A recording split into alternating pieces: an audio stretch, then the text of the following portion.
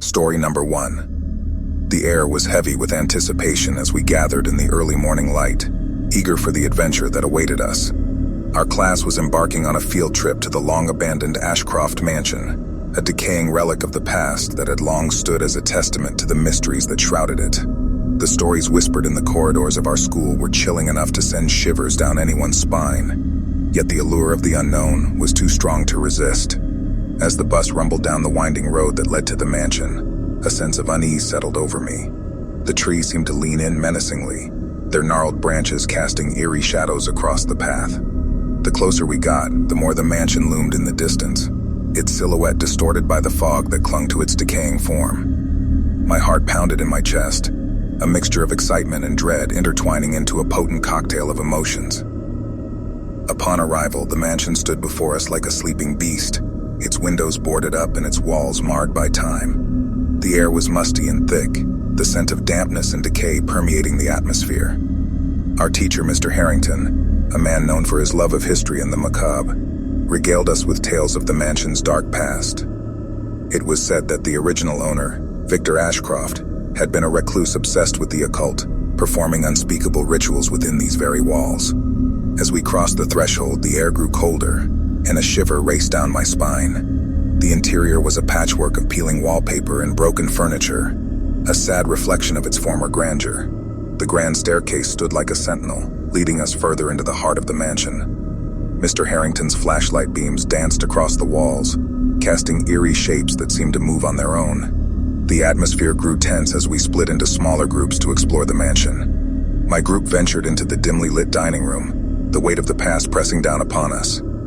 It was then that the unsettling began. Faint whispers seemed to echo in the corners of the room, the sound just beyond the edge of hearing. My pulse quickened as I exchanged nervous glances with my classmates, their eyes wide with a mixture of fear and excitement. A sudden crash echoed through the mansion, followed by a chorus of startled screams. We rushed to the source, finding a shattered vase on the floor and Sarah, one of our classmates, staring at it in horror. She claimed she hadn't touched it, that it had fallen on its own. Unease spread like wildfire, and Mr. Harrington tried to reassure us, chalking it up to old age and decaying infrastructure. But the incidents escalated. Footsteps echoed through the hallways, yet no one was there when we investigated.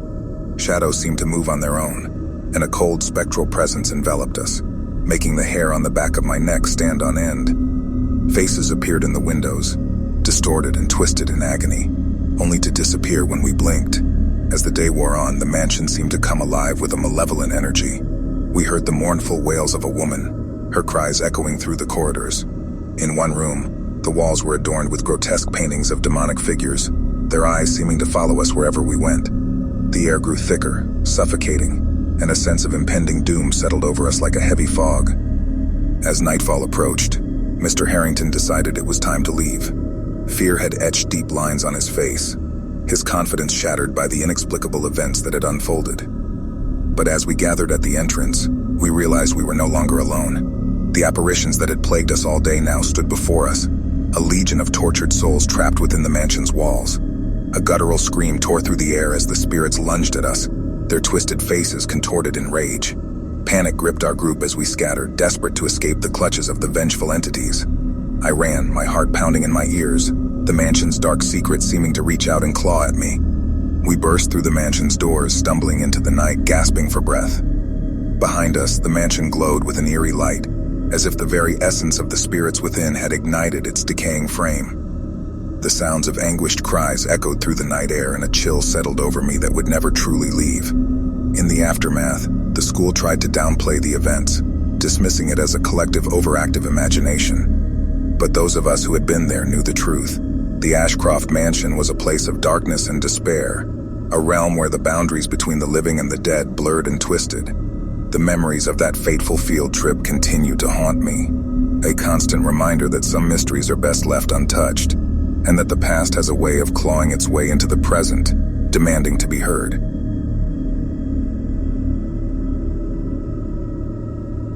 Story number 2.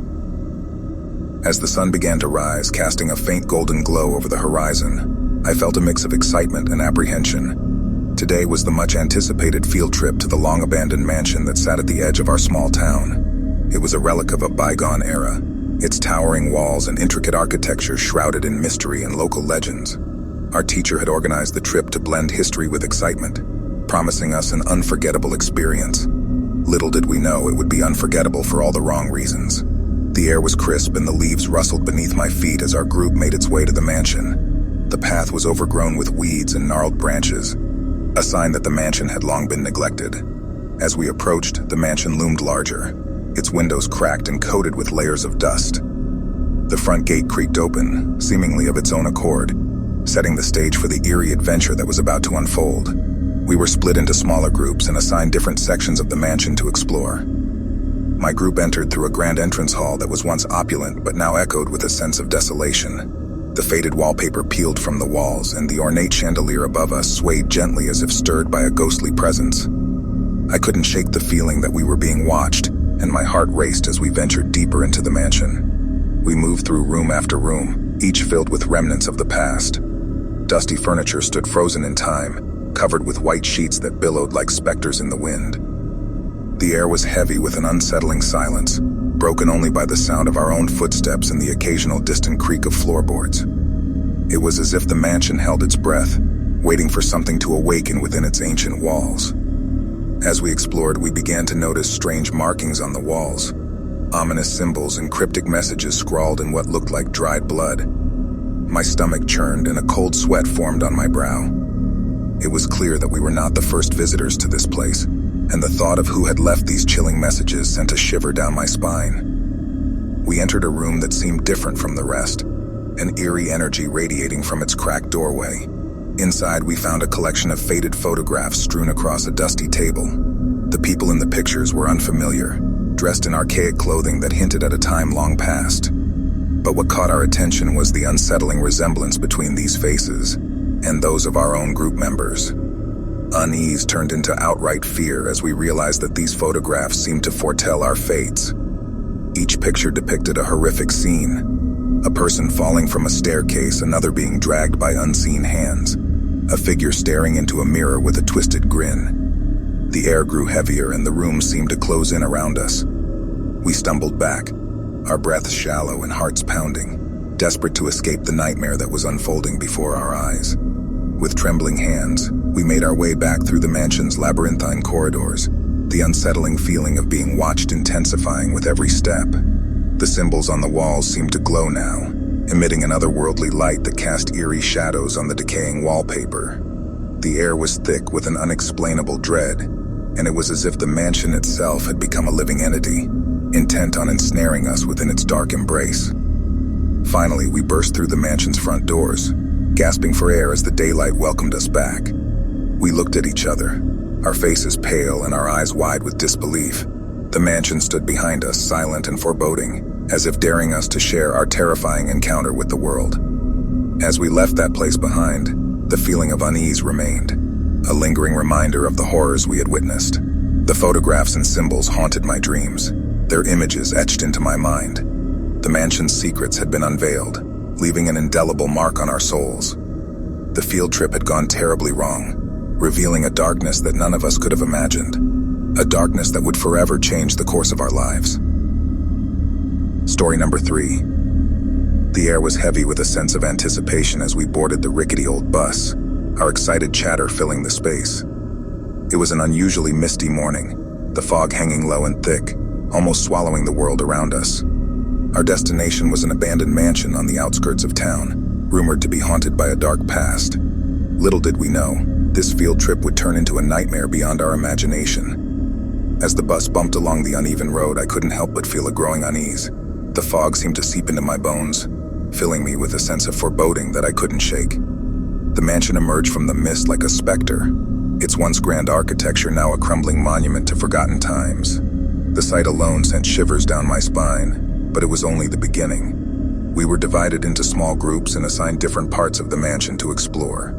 My group ventured into the decaying ballroom, where remnants of a grand party still lingered. Dust-covered chandeliers hung precariously from the ceiling, casting eerie shadows on the peeling wallpaper. The air was thick with a musty smell, as if the memories of the past were trapped within these walls. As we ventured deeper into the mansion, our flashlights flickering against the encroaching darkness, a sense of dread settled over us. It was as if the house itself was watching, waiting for us to uncover its secrets. Our steps echoed through the empty hallways, a haunting sound that seemed to resonate with the whispers of the past. It wasn't long before strange occurrences began to unfold. Footsteps echoed behind us when no one was there, and distant whispers seemed to carry on the wind. Doors creaked open and shut on their own, and cold drafts chilled us to the bone. Nervous laughter turned to hushed whispers as we exchanged fearful glances. We were trapped in a nightmare, a macabre dance with forces beyond our comprehension. In the heart of the mansion, we stumbled upon a room that seemed to defy the laws of nature.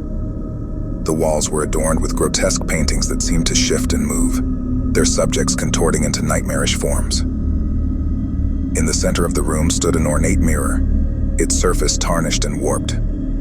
As I gazed into its depths, my reflection began to change, my features distorting into something monstrous and unfamiliar.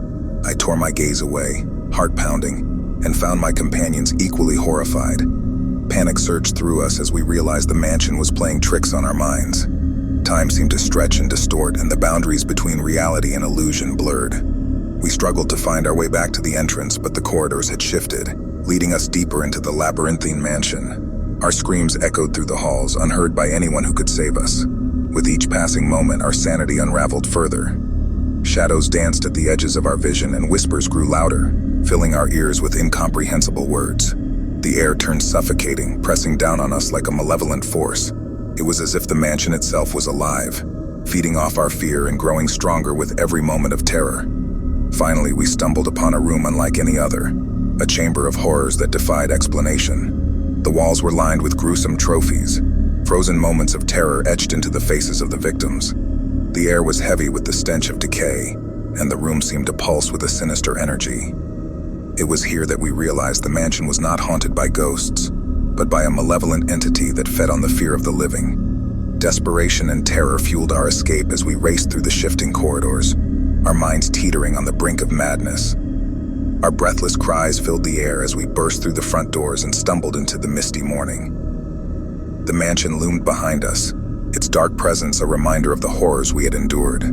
As the bus pulled away, leaving the nightmare behind, I couldn't shake the feeling that the mansion's malevolent force lingered, forever imprinted on our souls. The field trip had gone horribly wrong, plunging us into a nightmarish reality where the line between life and death, reality and illusion, had been irrevocably blurred.